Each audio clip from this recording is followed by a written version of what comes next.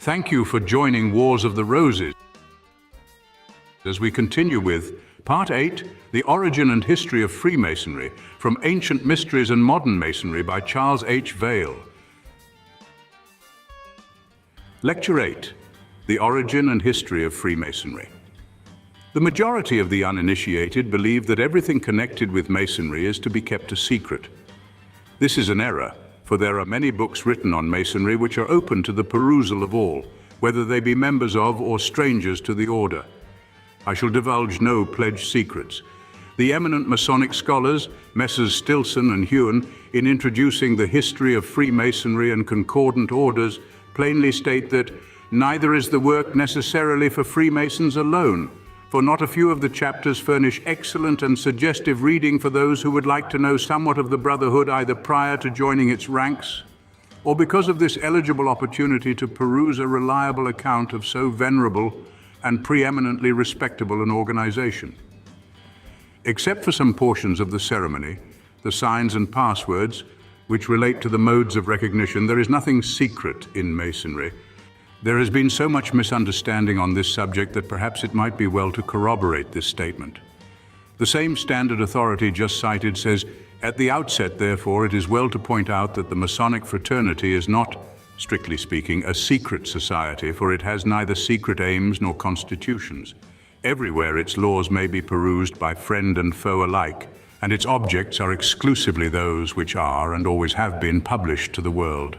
It is private rather than secret, for unless it be our esoteric customs which relate directly or indirectly to our universal and special modes of recognition, we have no secrets. Many absurd notions regarding Masonry have gained credence in the past, even among Masons themselves. We are pleased to see that modern Masonic writers are endeavoring to right these misconceptions. Formerly, it was regarded as treason to speak to the profane the truth regarding the history of the order.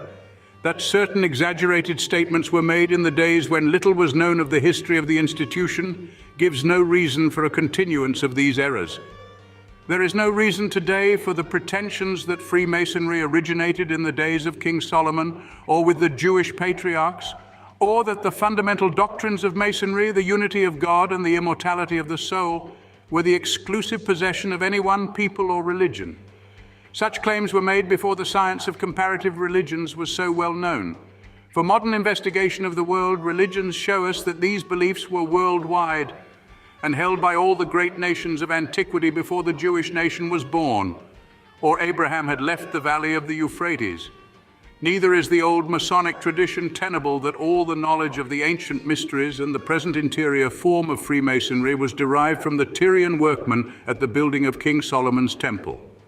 There is no evidence that the Jews possessed this interior form, or that Masonry itself included it before 1717 when it was introduced into the order by those who had a knowledge of the ancient mysteries.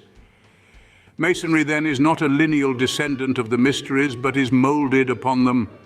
The Reconstructionists built upon the ancient myths using symbols known from the earliest days and wove these symbols and myths derived from the mysteries into the symbolism of Solomon's temple. The traveling Freemasons of the Middle Ages may or may not have been descendants of the Dionysian artificers. Of this we have no evidence, nor do we know the exact date of the beginning of the Masonic movement, but are assured it can lay claim to no great antiquity, the actual history of the craft extending no further back than some 6 centuries. And then this early organization, prior to the Reconstruction period of 1717, was something quite different from its present form, modern Masonry being an entirely new departure. The application of the term Freemasonry to the ancient mysteries, whether Jewish or pagan, is then misleading, and the designation of the former as pure and the latter as spurious is absurd and without any basis, in fact. Both systems were derived from the same source and both are true. However, the pagan antedated the Jewish by many thousands of years. It is curious what people will do and to what extremes they will go in support of a theological creed. Although the origin of the Masonic movement is modern, we hold that it had its source in true mysticism and is one of the channels of the mystic teaching. In corroboration of this, let us note some of the connecting links between the esoteric schools of the early Christian centuries and the later Masonic movement. The words of the well-known Masonic authority E. McBean are of interest in this connection. He says, "I may suggest that some portion at least of our symbolism may have come through a Templar source, Romanist, yet deeply tinged with Gnosticism, while at a later date the Lollards, supposed to be inheritors of Manichaeism, and who were but one of the many religo-political societies with which Europe was honeycombed, possibly introduced or revived some of these teachings. One thing is certain, that satisfactory renderings of our symbols can only be obtained by a study of Eastern mysticism, Kabbalistic, Hermetic, Pythagorean, and Gnostic. Down the centuries we find enrolled the names of philosophic teachers who veiled their doctrines in figures similar to those in vogue among the Rosicrucians and still more recent students, and often identical with the signs we blazon on the walls of our lodges and chapters. Hidden Sources of Masonry, Cooper Oakley, pages 34-35. One tradition traces Masonry to Manichaeism, or the Sons of the Widow. John Yarker, in speaking of this order, says, about the year 200 AD, the most noteworthy Gnostic sect was a Persian branch of the Manichees. It was divided into three classes: auditors, elect and perfect, and the sect was ruled by 12 apostles, with a 13th as president. The right had a theosophical gospel, which taught that the basis of all religion was one. In 657, they had changed their names to Paulicians and later Cathari, Eucytes, Bogomiles, and in still more recent times, still Lollards. They were a secret speculative society with degrees distinguished by signs, tokens, and words like Freemasonry. The Kneph, Volume 5, Number 4. This order was founded by Mani as a restatement of the old truths of the mysteries and contained the true gnosis. He combined the teachings of Zoroaster with those of Jesus, both being aspects of the same wisdom. But the mystery teaching had come to be regarded as heretical by the established orthodoxy of both religions. Consequently, he was put to death by the Persians, and his disciples likewise slain by the Christians. The Manichaeans from the 4th century were bitterly persecuted by the Roman Church. The society, however, spread rapidly in spite of all opposition. Says Reg Helena da Schio, a well-known Italian Mason, in the lifetime of Manis Mani, his pupil Hermann had spread his teaching in Egypt, where the Coptic priests and other Christians mingled it with the mysteries adopted from the Jews. It was through these same Coptic priests and the Eastern Christians that both the mysteries of the children of the widow and the cult of the great architect came to us in consequence of apparently unforeseen events. And it will be seen that it was principally by means of the Crusades that they obtained a secure footing in the West. The mysteries maintained their existence under the name of the cult of the great architect of the universe, a name that has its origin in the allegory of Hiram, which represented in the mysteries the unknown God, the eternal. The long time that elapsed during the War of the Crusades gave them the opportunity of being admitted into all the mysteries of the children of the widow. The Crusaders who had been admitted to the mysteries of the children of the widow and initiated therein, imparted them on their return home to their pupils in Europe. Quoted in Hidden Sources of Masonry, page 37. The secret teaching is supposed to have passed from the Templars to the Freemasons. Eckler traces the connection of the Manichaeans with the Johannes Bruder of the West, and links them also to the German building corporations and societies. The Manichaeans were known at different ages under different names. After the death of the founder, there was a fusion of the order with some of the leading Christian Gnostic sects. Thus was further intermingled the two rich streams of divine wisdom, one coming from Egypt through Palestine, the other from India through Persia. The name of the external form which preserved the secret science through the ages was ever-changing. So we are not surprised to find one tradition tracing Freemasonry to the Gnostic Brotherhood of St. John, and it might equally as well be ascribed to the Albigenses, Johannite Christians, Troubadours, and a host of others, for all were possessors of the same mystic tradition and transmitted their knowledge from age to age. When persecuted under one name, they veiled their mysteries under another. The Cologne record, which is dated 1535, bears witness that a secret society existed before 1440 under the name of the Brotherhood of St. John, and since then and up to 1535 under the title of St. John's Order of Freemasonry or Masonic Brotherhood. This record contains the following passage. The Brotherhood, or the Order of Freemason Brothers, bound together according to St. John's holy rules, traces its origin neither from the Templars nor from any other spiritual or temporal knightly order, but it is older than all similar orders and has existed in Palestine and Greece, as well as in various parts of the Roman Empire. Before the Crusades, our brotherhood arose, at a time when, in consequence of the strife between the sects teaching Christian morals, a small number of the initiated, entrusted with the true teaching of virtue and the sensible exposition of the secret teaching, separated themselves from the mass. Of course, the authenticity of this record is rejected by materialistic Masons, but is usually accepted as genuine by all mystic Masons.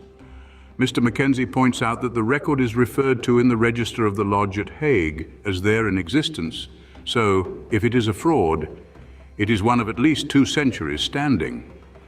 The mystic teaching of the Brotherhood of St. John must have been the same as that of the other mystic orders. And the value of this record is in the testimony it bears to the known existence of this secret teaching. Whether Masonry received it from the Templars or from some older organization is not important. Some contend that until the revival in 1717, the mysteries of the craft were merely the peculiar methods or rules employed in their special art. This may be partly true of the body as a whole, but that an inner occult teaching existed is quite evident. General Pike says that among Freemasons of a certain class and limited in number, the same symbolism, or a large part of the same, as afterwards placed in the degrees, did exist long before, perhaps some centuries before 1717. If they possessed the symbols, they must have had a knowledge, in part at least, of their meaning. Again, General Pike says, the art of building then stood above all other arts and made all others subservient to it. It commanded the services of the most brilliant intellects and of the greatest artists. The old symbolism was embodied in the churches and cathedrals, and some of these were adorned with figures and devices which would never have been tolerated there if the priesthood had known what they meant to the adepts. This proves their possession of occult knowledge. Mr. Findle sums up the opinions of the leading Freemasons of Germany as follows. The Grand Lodge of Germany further assumes that in the building fraternities of the Middle Ages, besides their art, a secret science was carried on, the substratum of which was a real Christian mystery serving as a preparatory or elementary school and stepping stone to that, and the St. John's Masonry, which latter was not a mere system of moral philosophy, but closely allied and connected with this mystery. It was conceded that the Freemasonry of our days, St. John's Freemasonry, sprang from the building fraternities of the Middle Ages, but at the same time asserted that in the early ages there existed a secret society which strove to compass the perfecting of the human race, precisely in the same manner and employing similar means as did the Swedish system, which in fact only followed in the wake of its predecessor, being concealed in the building fraternities so that our society did not arise from them, but made itself a way through them. The secret science, the mystery, was very ancient indeed. This mystery formed the secret of the higher degrees of the Rite, which were not merely kept hidden from the rest of the Confederation, but also from the members of the inferior degrees of the system itself. This mystery was fully confirmed by documents, which the Grand Lodge of Germany had in its keeping. This secret legend is the same as that of the Carpocratians, which is that Jesus chose some of the apostles and confided to them a secret science, which was transmitted afterwards to the priests of the Order of the Knights Templars, and through them to the building fraternities down to the present Freemasons of the Swedish Rite. The Swedish system teaches that there have been men of all nations who have worshipped God in spirit and in truth, and surrounded by idolatry and superstition have yet preserved their purer faith. Separate from the world and unknown to it, this wisdom has been preserved by them and handed down as a mystery. In the time of the Jews, they made use of the Essenes, in which sect Jesus was brought up and spent the greater part of his life. Having been instructed by him in a more perfect knowledge of holy things, they had, amid persecution, taught in silence that which was committed to their keeping. At the period of the Saracens and the Crusades, they were so greatly oppressed that they must ultimately have sought for protection from without. As fate, however, would have it, 7 of them, Syriac Christians, pursued by unbelievers near Bastrum, were rescued by the Knights Templars and afterwards taken under their protection. When they had lived there for a certain time, they begged for permission to dwell with the canons or prebendaries of Jerusalem, as the life there led agreed better with their own inclinations and habits. This was accorded them, and Andreas Montebarensis effected a union of these Syrians with the canons, to whom, out of gratitude, they imparted all their science, and so completely did they make the priests of the order the depositories of their secrets that they kept, and handed them over to others under certain conditions. Thus, this secret knowledge lived on in the very heart of the Order of Knights Templars till its abolition. The clergy were dispersed with the persecution that ensued, but as the secular arm did not touch them, as it did the knights, they managed to rescue many of their secret writings. And when the knights sought refuge in Scotland, they founded a chapter at Aberdeen, the first prior of which was Petrus de Bononia. The science was disseminated from this place, but very cautiously, first to Italy, then to the extreme north, Sweden and Russia, and France. History of Freemasonry, Findle, pages 299 through 310. To be sure, Mr. Findle quotes this history in a rather skeptical way, but the claim of a secret teaching is too well attested to be seriously questioned. The Middle Ages were honeycombed with mystic societies, each an instrument used in keeping alive and handing along the mystic teaching under various disguises. If Masonry had no part in this work, it was truly an exception to the many societies that existed from the 4th to the 18th centuries. The early history of Freemasonry is very meager, owing perhaps to the nature of the organization. The earliest records of actual lodge meetings were in 1599, but there are copies of old charges and laws dating from the 14th century. It doesn't appear from the oldest manuscript that they used signs, tokens, and words, such as later on were employed to secure recognition. However, such may have been the case. There were certain secrets which pertained to the art of building, which the members of the lodge were bound to keep, and it was these trade secrets which gave to the order its monopoly. But in the course of time, the strict regulation of the guilds relaxed, and there gradually grew up another body of operatives which succeeded in breaking down the monopoly, thus opening the way for the purely speculative society. The term Freemason, which originally meant a worker in free stone, came later on to be applied to all craftsmen who had obtained their freedom as masons to work in lodges with the fraternity after due apprenticeship and passing as fellow crafts. As early even as the oldest charges persons, not operative masons, were admitted to the order and were designated by the term accepted to distinguish them from the working masons. For many of this class were attracted to Masonry by the moral principles and perhaps the mystic knowledge of the fraternity. Some of these were men of learning, and it was this class undoubtedly that had much to do with the reconstruction of the order. The introduction of this speculative membership, that is, those who did not follow the trade as a means of livelihood, proved a most fortunate thing for the preservation of the order, at a time when the old charges had practically ceased to be influential. Had this not been done, it is doubtful if the institution of Freemasonry would have been in existence today. Speculative Masonry existed as far back as the oldest charges, but the proportion which the speculative element bore to the operative is not known. From the few records we have of the 17th century, it would seem that at that time the great majority were speculative Freemasons, although some bodies were chiefly operative. We learn from the old records that apprentices served 7 years, and that being passed to fellow crafts depended upon the result of an examination as to their operative skill, and likewise the passing of fellow crafts to master masons. Of course, this did not apply to the honorary members. Apprentices were members and exercised all the privileges as such, just the same as fellow crafts and masters, for at that time the separate Masonic degrees had not come into existence.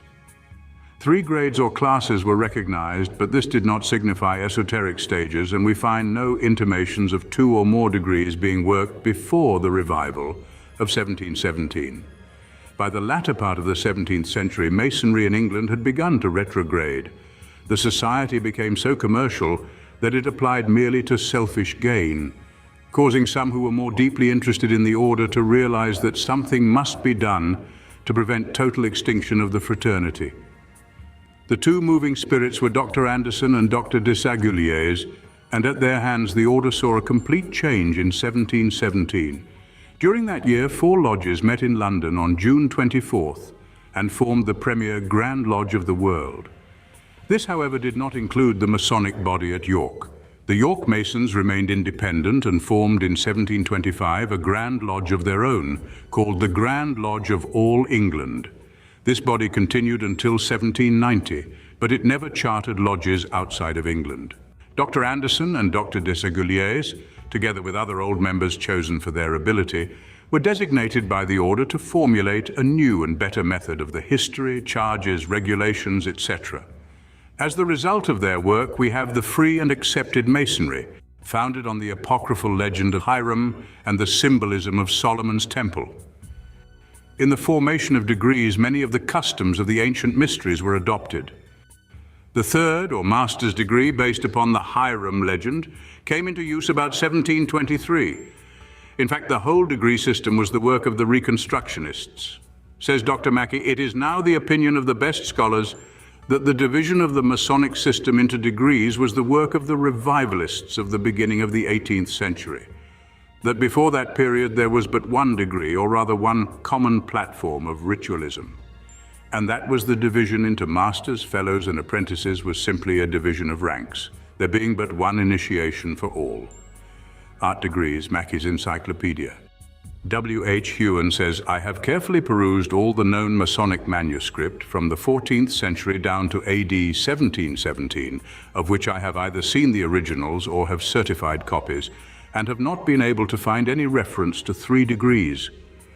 Quoted in 4 Old Lodges, page 40. Mr. Gould, another well-known Masonic writer, says that there is no evidence to indicate the existence of the 2nd degree as now practiced until after the year 1717, nor of the 3rd degree until the year 1735, quoted by C.F. Francis in MPGM Address, Philadelphia, 1888, from Gould's Concise History. W.J.B. MacLeod Moore, Supreme Grand Master ad vitam of the Sovereign Great Priory of Canada, also says, "Historical investigation clearly demonstrates that in 1717 the present system of degrees was entirely unknown. Originally there was but one degree of initiation, containing all the elements of the degrees now practiced. The names of entered apprentice, fellow craft, and master mason, being merely the designation of the classes of workmen, not of degrees or steps, the actual society or fraternity being composed of fellows. For in the oldest records, constitutions, and charges, there is not the slightest allusion to these separate degrees, nor any to the legend of Hiram Abiff." The 4 old lodges remaining in London in 1717 were composed entirely of fellows. History of Freemasonry and Concordant Orders, page 753. The symbolism and legends adopted by the revisionists and worked into the degrees are chiefly those of the ancient mysteries. The immediate source from which this material was derived is not definitely known. Many have thought that the Reconstructionists derived it from the Rosicrucians and Bacon's New Atlantis. Mr. Hewen says that Wigston's books on Bacon, Shakespeare, and the Rosicrucians, and Francis Bacon, poet, prophet, and philosopher, contain Rosicrucian and Baconic ideas which influenced the Masonic Reconstructionists of 1717. He again says that the New Atlantis seems to be, and probably is, the key to the modern ritual of Freemasonry, page 31. Masonry is thoroughly hermetic and Kabbalistic, and the framers of these degrees were evidently Kabbalistic and Hermetic philosophers, and well acquainted with all these works and other mystic writings. Mr. Singleton, 33rd degree, Most Worshipful Grand Lodge, District of Columbia, says, "The Kabbalists were the inventors of the rituals of the original degrees, and Kabbalistic scholars in France and Germany have multiplied the degrees by elaborating upon the legends of the first 3. There was originally in speculative Masonry but one ritual, which was very simple. Out of that one trunk have grown all the branches, and the fruit from these bears the resemblance of Hermeticism and the Kabbalah. The third degree, the Royal Arch, and the Select of 27 are all designed to imitate the ancient mysteries. Page 105. Mr. Moore, already quoted, says, "Some of these rites would appear to be derived from the Hermetic philosophy of the German school, of which no proof exists. But when philosophers with others joined the craft lodges in the 17th century, they may have introduced some of their Hermetic Rosicrucian symbols into Masonry." Page 759.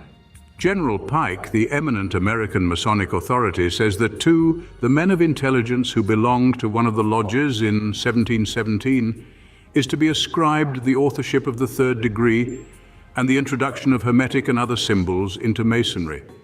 They formed the 3 degrees for the purpose of communicating their doctrines, veiled by their symbols, except to those fitted to receive them, and to give to all others trite moral explanations of them which they could receive. The plan was worked out by these Reconstructionists and formally approved and accepted in 1723, becoming known as the New Constitution, and is the Freemasonry of today. Anderson's Constitutions, 1723. In 1730, a work called Masonry Dissected appeared. This purported to be a revelation of free and accepted Masonry. As the result of this, many spurious lodges were formed. The Grand Lodge endeavored to thwart this by introducing certain changes in the passwords, etc. These alterations caused much dissatisfaction, and many withdrew from the regular lodges and formed lodges of their own. These seceds finally formed an independent body in 1751 and assumed the name Ancient York Masons. They claimed to have preserved the old forms, thus the name Ancient, and they called the regular Grand Lodge the Moderns. Both Grand Lodges were prosperous and extended their influence even into America, thus producing dissension not only at home but abroad. The strife between these 2 Grand Lodges continued until 1813, when a union was effected under the title of the United Grand Lodge. A union was also effected in America, thus ending the schism, and to constitute a regular mode of work, a union degree was adopted. The Grand Lodge of Ireland was formed in 1728 and the Grand Lodge of Scotland in 1736. There is no uniformity in the degree system in the different countries. To the 3 symbolic degrees, others have been added from time to time, but there has been no uniformity in their acceptance. The Royal Arch appeared about 1740, but by whom it was founded is not known, though it is clearly of English origin. There is no record of its being worked in chapters until 1762, when a chapter of the Royal Arch was formed at York. It became the 4th degree in the ancient Grand Lodge system. The moderns did not recognize this degree or adopt it officially until 1767. Upon the union, it became a part of the English Rite. The Mark degree also originated about this time. It was formally conferred in England under Royal Arch warrants, but later was governed by an independent Grand Lodge of its own. The Past Master degree is undoubtedly one of evolution. It was originally worked in craft masonry, being conferred on the newly elected master when about to be installed. This degree was finally adopted as a separate degree by the Royal Arch system and transferred from the lodge to the chapter. Although its origin is obscure, it was conferred during the latter part of the 18th century. The Most Excellent degree is also obscure in origin, but we find it also conferred in the latter part of the 18th century. In many instances, the higher degrees were worked under lodge warrants by those interested, without interference from the Grand Lodge. The brethren concerned came together and conferred the higher degrees. They were at first purely side degrees, but after a time they became organized independently. Royal Arch Masonry separated from Blue Lodge Masonry, organized itself and adopted or invented the 4 degrees just considered, and began an independent existence. In the same way, the Royal and Select Masters separated themselves from the Lodge of Perfection and formed councils, and finally organized Grand Councils and became also independent. As already stated, there is no uniformity in the different countries concerning these higher degrees. The system in England is unknown in France and Germany. The American system, known as the York Rite, consists of the craft degrees, or Blue Lodge, the Royal Arch Chapter, the Council and the Knights Templars, and is peculiar to this country. It was formulated by Thomas Smith Webb, who with his associates constructed, out of the conglomeration of the work of the ancients and moderns that had previously been established in this country, a new work which Cross and others afterwards embellished. Webb tried to show that he had adopted the true work of the ancient York Masons, but it is well known that the claim is without foundation. In concluding this chapter, we will give in order the various degrees that constitute the standard Masonic work in this country. They are the symbolic degrees of the Blue Lodge, Entered Apprentice, Fellow Craft, and Master Mason. The capitular degrees of the Royal Arch Chapter, Mark Master, Past Master, Most Excellent Master, and the Royal Arch. The cryptic degrees of the Council, Royal Master, Select Master, and Super Excellent Master. The chivalric degrees of the Commandery of Knights Templars, Knight of the Red Cross, Knight Templar, and Knight of Malta, and the philosophic degrees of the Scottish Rite System, divided into a Lodge of Perfection, a Council Princes of Jerusalem, a Chapter of Rose Croix, a Council of Kadosh, a Consistory, and the Supreme Council. The history of the Knights Templars will be considered in our next lecture, together with that of the ancient and accepted Scottish Rite. Thank you for watching, and please don't forget to share, like, subscribe, and comment. And if you can, please consider donating to Wars of the Roses. Links to PayPal and Patreon are in the description. Thank you so very much.